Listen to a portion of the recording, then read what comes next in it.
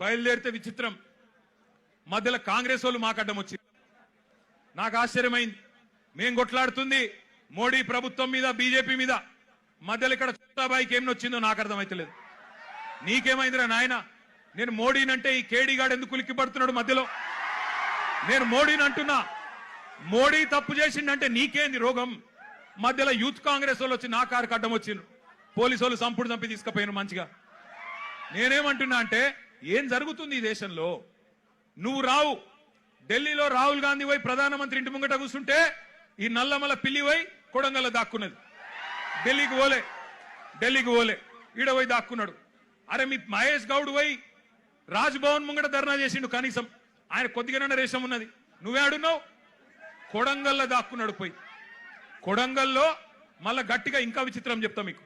కొడంగల్లో పోయి ధర్నా చేసినట్టు చేసిండు. రాహుల్ గాంధీని అరెస్ట్ చేసిర్రు. వెంటనే ఇడిచిపెట్టాలి, మావోనికి దెబ్బ తాకింది, గింతంత గీర్కపోయింది, అయ్యో చాలా అన్యాయం జరిగింది అని బాధపడుతున్నాడు. నేను అడుగుతున్నా రేవంత్ రెడ్డి, ఏమన్నా కొద్దిగా సోయుందా నీకు? నీకు కూడా ఒక బిడ్డ ఉంది, నీకు కూడా మన్మడున్నాడు. నీ బిడ్డను ఇవాళ అక్కడ పిల్లల్ని కొట్టినట్టు కొడితే ఊకుంటావా ఒక తండ్రిగా? కనీసం రేషం లేదా? పిల్లలను గొడ్డులను కొట్టినట్టు కొడుతుంటే కనీసం స్పందన లేదు నీకు. ఢిల్లీ దాకా పోయి మరి మీ నాయకుడితో కూర్చునే ధైర్యం కూడా లేదు నీకు. ఇంకా మీదికెళ్ళి మోడీ గారిని, ధర్మేంద్ర ప్రధాన్ గారిని ఇవాళ ప్రధానంగా యువత డిమాండ్ చేస్తున్నది. జవాబు చెప్పండి అని చెప్పి మోడీ గారిని, ధర్మేంద్ర ప్రధాన్ గారిని అడుగుతుంటే మన చోటాబాయ్ ఈయనేం అడుగుతుండేరికేనా? కేసీఆర్ కేటీఆర్ తప్పటిదంతా. ఎక్కడ దొరికినవయ్యా నువ్వు? నాకు అర్థం కాదు. దేశమంతనేమో మీ నాయకుడు రాహుల్ గాంధీతో సహా మోడీ, ధర్మేంద్ర ప్రధాని ఇద్దరు రాజీనామా చేయాలని వాళ్ళు పెడుతుంటే నీకు కేసీఆర్ తప్ప ఇంకొకరు కళలో కూడా ఇంకొకరు యాదికి రాక మానరిగా నీకు. ఆ వెనకటికి ఒక సినిమా ఉంటుంది. ఆ సినిమాలు ఇంతకుముందు వచ్చేటప్పుడే మా అన్న ప్రశాంత్ రెడ్డి అని చెప్తున్నాడు. అదేంటది? కుక్క కథ కదా.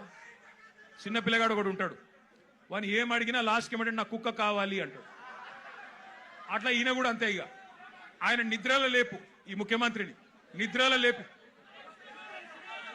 అదో సినిమా పేరట, చిత్రం అట. అది చిత్రం, వీడు విచిత్రం.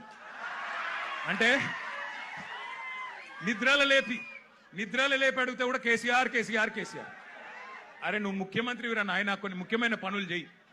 సిగ్గులేని మాటలు మాట్లాడుతున్నాడు. అదేదో పేపర్ లీక్ నాకు సంబంధం అంట. మోకాల్కు బోడిగుండికి ముడిపెట్టుడంటే ఇదే. నేను చెప్పిన, అయ్యా రేవంత్ రెడ్డి నీకేమన్నా సిగ్గు శరం ఉంటే నువ్వు చెప్పిన లేదా? పిల్లల్ని కోరేది ఒకటే, మీ కండగా అవసరమైతే నాకు విశ్వాసం ఉంది. ఎందుకంటే కేసీఆర్ గారు కూడా తల్లడిల్లిపోతా ఉన్నారు. మీ ఆందోళన చూస్తున్నాడు. ఆయన ఏం చూడకలేడు.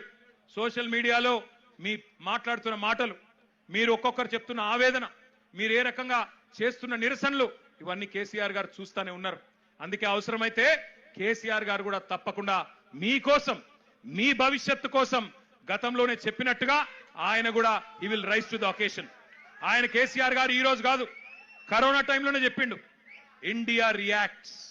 కేసీఆర్ చెప్పిన మాట ఇవాళ మీకు ఒక తీరుగా అనిపిస్తుండొచ్చు, కానీ India will react. India has that ability to react.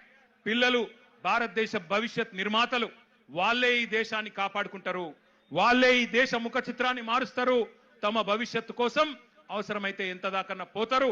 India has that ability to react, India has that ability to respond అనే మాట కేసీఆర్ గారు 6 ఏళ్ల కిందట